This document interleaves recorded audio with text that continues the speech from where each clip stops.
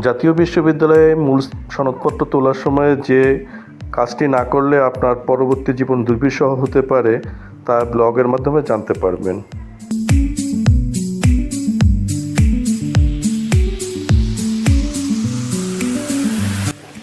মাস্টার্সের মূল সার্টিফিকেট তোলার জন্য আজ সকাল সকাল আমি এই বিশ্ববিদ্যালয়ে এসে পড়লাম।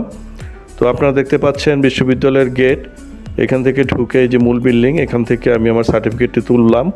তোলার পরে আমি কিছু ভুল পেলাম, সেটা হচ্ছে আমার নিজের নামে ভুল, আমার বাবার নামে ভুল এবং আমার মায়ের নামে ভুল। তো এই তিনটা ভুলই হয়েছে, কারণ হচ্ছে আমার নিজের নামে মোহাম্মদের পরে একটা স্পেস দেওয়ার কথা, সেই স্পেসটা ছিল না। এছাড়া বাবা মায়ের নামেও কিছু ভুল ছিল, যেটা আমার এসএসসি বা এইচএসসি সার্টিফিকেটের সাথে মিল ছিল না। তো এগুলো যদি মিল না থাকে, সেক্ষেত্রে আপনি পরবর্তীতে বিদেশে যেতে হলে বা সরকারি চাকরি করতে হলে বা বেসরকারি যে চাকরি করতে চান না কেন, আপনার নামে যদি ভুল থাকে সেক্ষেত্রে আপনাকে খুব কষ্ট পোহাতে হবে এবং অনেক সময় এটা আপনার বলে গ্রাহ্য হবে না। সেজন্য সঙ্গে সঙ্গে আপনি ভুলটি শনাক্ত করুন, চেক করুন খুব ভালো করে। চেক করার পরে যদি ভুল পেয়ে যান, তাহলে সঙ্গে সঙ্গে কাউন্টারের যিনি থাকবেন ওনাকে জানান। তো সেখান থেকে আপনি আপনার ইনফরমেশন নিয়ে আপনি নির্দিষ্ট কক্ষে চলে যান। তো কক্ষে যাওয়ার পূর্বে অবশ্যই কিছু ডকুমেন্ট আপনাকে সঙ্গে নিয়ে যেতে হবে সার্টিফিকেট তোলার সময়। একটা হলো আপনার যে টাকা জমা দেওয়ার স্লিপটি, সেটি নিয়ে যাবেন, আপনার এসএসসি, এইচএসসি এবং আপনার বার্থ সার্টিফিকেট, আপনার পাসপোর্টের কপি থাকলে পাসপোর্টের কপি নিয়ে যেতে পারেন।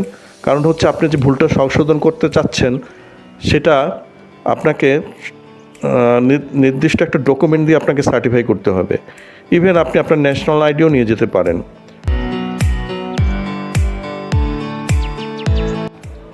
আপনাকে আরও সাথে নিয়ে যেতে হবে আপনার প্রবেশপত্র এবং আপনার রেজিস্ট্রেশন কার্ড, এই দুটোর কপি অবশ্যই সঙ্গে রাখবেন।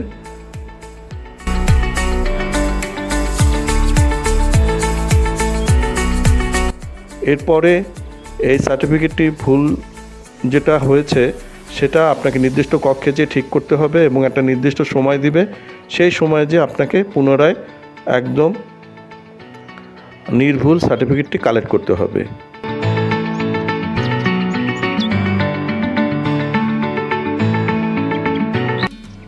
তো এই ছিল আজকের ব্লগ। ভালো থাকবেন সবাই। ব্লগটি বেশি বেশি করে শেয়ার করবেন, লাইক করবেন, কমেন্ট করবেন। Thank you so much.